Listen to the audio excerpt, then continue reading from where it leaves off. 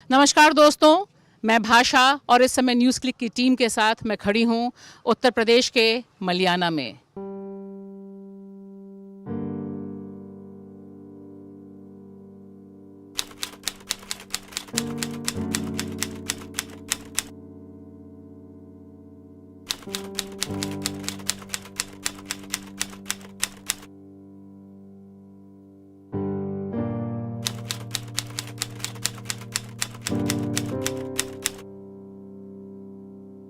मलियाना भारतीय इतिहास में, भारतीय लोकतंत्र में एक ऐसा कलंक है जिसने आज भी यह बताया है कि जब जुल्म मुसलमानों के ऊपर होता है और जब सत्ता यह कत्लेआम अपने संरक्षण में कराती है, तब तमाम प्रणालियां ध्वस्त हो जाती हैं। तमाम प्रधानमंत्री से लेकर गृह मंत्री सारे लोग मलियाना आ चुके, यहां पर आश्वासन दे चुके पिछले 35 सालों में, लेकिन आज तक एक भी परिवार दोबारा कायदे से बस नहीं पाया है।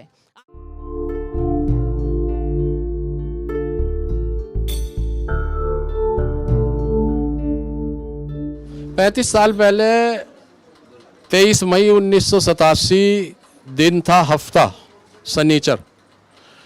सुबह 9-10 बजे तक ऐसा कुछ नहीं था जो कि ऐसा लग रहा हो कि कुछ होवेगा, क्योंकि यहाँ कभी कुछ नहीं हुआ था, कभी नहीं हुआ था। तो ऐसा माहौल वैसा तो था, शहर का असर तो था, लेकिन ऐसा कुछ नहीं था कि यहाँ कुछ होगा। 1 या 1.5 का बीच होगा। मैं नमाज के जाने के लिए तैयारी कर रहा था, तो जब घर से बाहर निकला तो पीएससी चौक में आ चुकी थी हमारे महल्ले में, और उस पीएससी ने आते ही उन्होंने मारना, गिरफ्तार करना शुरू कर दिया। तकरीबन 20-22 आदमियों को उन्होंने पकड़ लिया और पकड़ कर ले जाने लगे। लोगों ने उनसे बात की, रोकना चाहा, तो उन्होंने जो है उन पर भी बजाना शुरू कर दिया, अंधाधुंध बजाना शुरू कर दिया। यहाँ कोई दंगा फसाद नहीं हुआ, यहाँ तो सीधा सीधा हमला हुआ। जब मैं गोली लगी तो मैं अपने घर की छत पे जीने के ऊपर चढ़ के देखने के लिए जा ही रहा था। जो जीने पे पहुंचा तो पहुंचते ही मेरे जो है ये गोली लगी।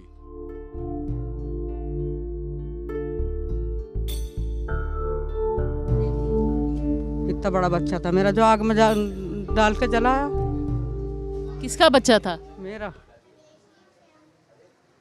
मेरा बच्चा था, और पता नहीं क्या साल का था, इतना बड़ा था। अब हमारा तो भैया याद नहीं क्या साल का था। क्या कहाँ था? बाहर खेल रहा था? नहीं, वो जब लूट मार करके आए वो छतों पे को, तो हम इस घर में घुस गए थे। जो सामने वाला घर बनावा नहीं था, अब बनाए बाद में। फिर इसमें कोई हमने घर फोड़ के बाहर निकल गए चौक में। अब वो बच्ची से हाथ छुटा के वो अपनी गली में आ गया बच्चा, उसे उठा के आग में डाल दिया। कुछ मुआवजा मिला आपको? मुआवजा मिला था 20-20 दो दफे 20-20 हजार रुपये।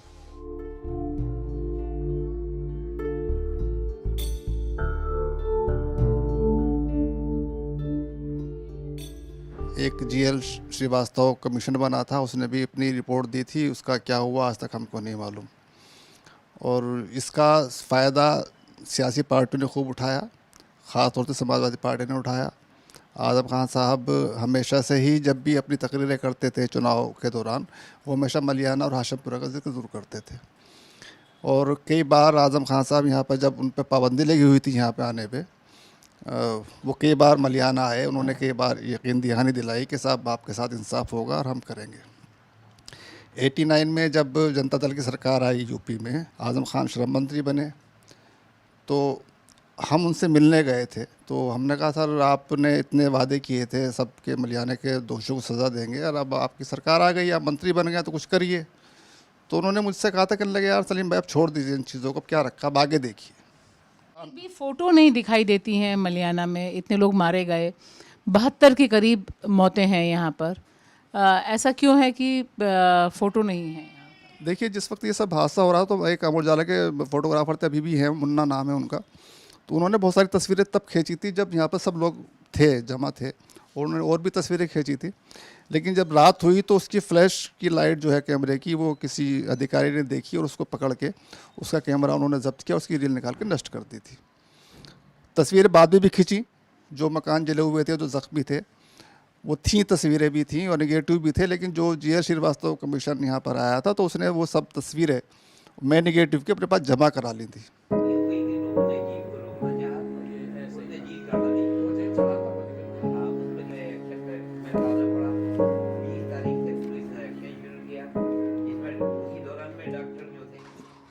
35 साल बहुत बड़ा अरसा है। परिवार खोने के बाद मेरे परिवार में 11 लोग थे, जिसमें हमारे दादाजी, हमारे मम्मी पापा, भाई बहनें। छोटे भाई की शादी थी, 3 दिन बाद शादी थी और पलक झपकते ही सब कुछ बर्बाद हो गया, उजड़ गया, कुछ नहीं बचा। जो मकान है उसके बारे में भी ये जानकारी मिलती है कि जिसका मैं हाउस टैक्स अपने दादाजी के नाम से जमा करके आता था नगर निगम मेरठ में, आज पता लगता है कि दूसरे लोग उसको इस्तेमाल कर रहे हैं। और ये 35 साल मेरे गुजरे हैं गाज़ियाबाद में। गाज़ियाबाद ज़िले में मेरी ससुराल है, पास के गांव भिक्कनपुर में। तो हम गाज़ियाबाद में ही अपना या मेहनत मजदूरी करके अपने बच्चे पाले, हम यहीं पे हैं। आपकी उम्र कितनी थी जब ये वाक़या हुआ और आप वापस अपने घर क्यों नहीं गए? घर में कुछ बचा ही नहीं था, ना सामान था, ना कोई परिवार का मेंबर था। सब कुछ जला दिया था उन्होंने। मकान को पूरे परिवार को कत्ल करने के बाद मकान का सब सामान लूट लिया और चलते चलते आग लगा दी उन्होंने। उसमें कुछ था ही नहीं। रहते कहाँ, किसके घर जाके रहते? अपना कोई कुटुंब नहीं, ख़ानदान नहीं, घर नहीं, परिवार नहीं। आपको क्या लगता है कि हाशिमपुरा में तब भी न्याय आ गया, 2015 में फैसला आ गया, इसमें नहीं आ पाया? कोई कारण आपको लगता है? बगल बगल की जगहें हैं, एक ही ढंग की घटना है, एक ही दिन के अंतर में घटना है। हाशिमपुरा से पहले नाम लिखा जाता है मलियाना हत्याकांड, और वही मलियाना अंधेरे में है। कुछ बहुत खौफनाक वाक़या था, मुझसे नहीं बताया जाने का।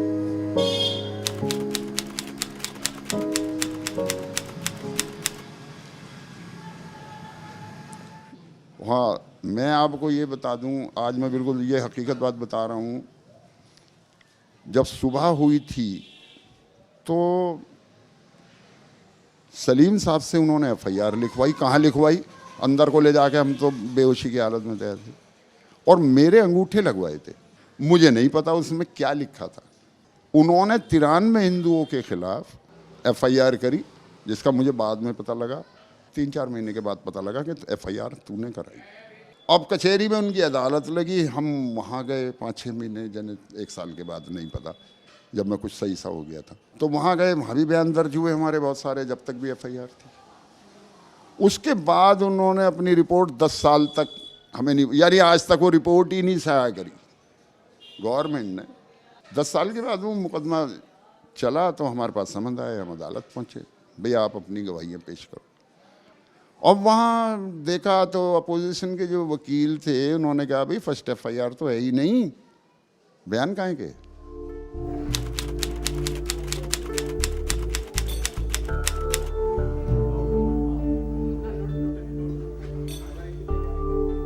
मरे हैं उनकी सबकी पोस्टमार्टम रिपोर्ट है, सब कुछ है उनके पास, तो लेकिन इंसाफ कुछ नहीं मिल रहा। बस ये है जहाँ पे आप खड़े हैं, यहाँ पे लोग मारे गए। आपने गवाही दे दी है, कब आपकी गवाही हुई? करीब हो गए, लॉकडाउन से पहले 2.5 साल करीब हो गए गवाही। कहाँ गवाही हुई आपकी? मेरठ कोर्ट में। कितनी लंबी प्रक्रिया चली और आपने क्या क्या बताया? और कुछ वहां से पता चला कि आपके साथ साथ कितने और लोगों ने गवाही दी है? हाँ, काफ़ी लोगों की हो गई गवाही, वकील की भी हो गई और लोगों की भी हो गई, मेरी भी हो गई, जिरे वगैरह सब कुछ हो गया। जिरा से क्या लग रहा था? नहीं, जिरे से तो ये लग रहा था कि वो लोग घबरा रहे हैं उनके वकील, क्योंकि इतनी अच्छी मेरी गवाही हुई कि वो वकील ही घबरा गया उनका। दंगाइयों का जो वकील था पैरवी कर रहा था। अदालत चूँकि वो लोकल लोग हैं और अदालत में भी लोकल मुलाजिम है, और जो ये मामला यहाँ पर तय नहीं हो सकता। अगर हाशिमपुरे का भी अगर मेरठ में या वहाँ पर होता तो शायद ये तय ना होता। दिल्ली की अदालत ने उसे सुनवाई की और इंसाफ मिल गया। यहाँ पर इंसाफ मिलने में सबसे बड़ी प्रॉब्लम यही है, लोकल वकील और लोकल का वो जो अदालत का जो मामला है उसकी वजह से वो टलता है, और वो किसी न किसी बात पर टालते रहेंगे। और मुलजिम जो है वो मरते रहेंगे, गवाह मरते रहेंगे, मुकदमा अपनी जगह ख़त्म हो जाएगा। जी, तो आपका मानना है कि मलियाना केस को भी दिल्ली जाना चाहिए? हाँ, मैं यही समझता हूँ, अगर इंसाफ की होना है तो यहाँ नहीं हो सकता, उम्मीद कम है। बताएं कि आज की तारीख में हम बात कर रहे हैं 2022 में, 35 साल हो गए इसको। अब आपको क्या दिखाई देता है कि कुछ सुरंग से बाहर निकलेगा ये मामला? कितने दिन और चलेगा? नहीं, कुछ भी नहीं कर सकते। कोई भी जज बैठ जाए आकर, वो कुछ न कर सकेगा। जितने मुल्जिम बच जाएंगे उनको सज़ा होगी। उसकी वजह यह है 36 पोस्टमार्टम रिपोर्ट लगी हुई है फाइल पे। कितने मार 36 कितने मार दिए बताओ, आप बता दो हमें भाई। 36 पोस्टमार्टम रिपोर्ट हैं ऑन फाइल। वो आदमी जो मरे हैं ना, फिर कितने मारे?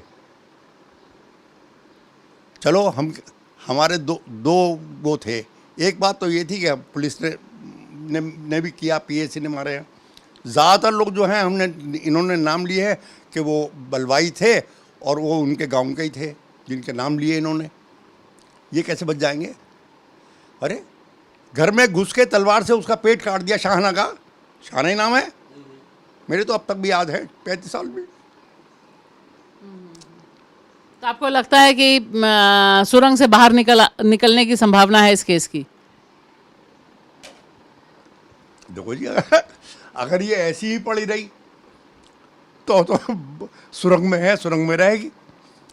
लेकिन अगर इसको निकालना चाहेंगे तो निकलेगी तो सही।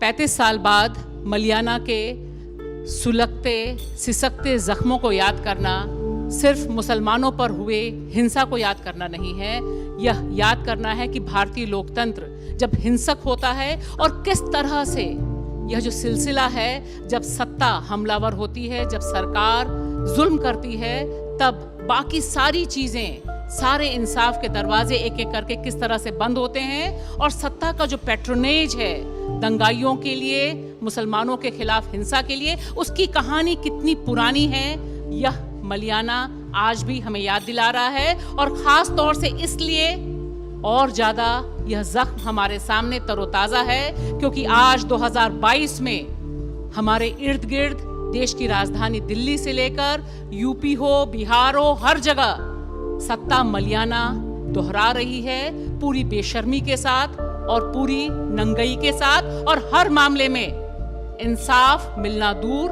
बल्कि जो विक्टिम है, जो सताया हुआ है, उसे ही सलाखों के पीछे डालने तक पहुंच चुकी है भारत की सत्ता।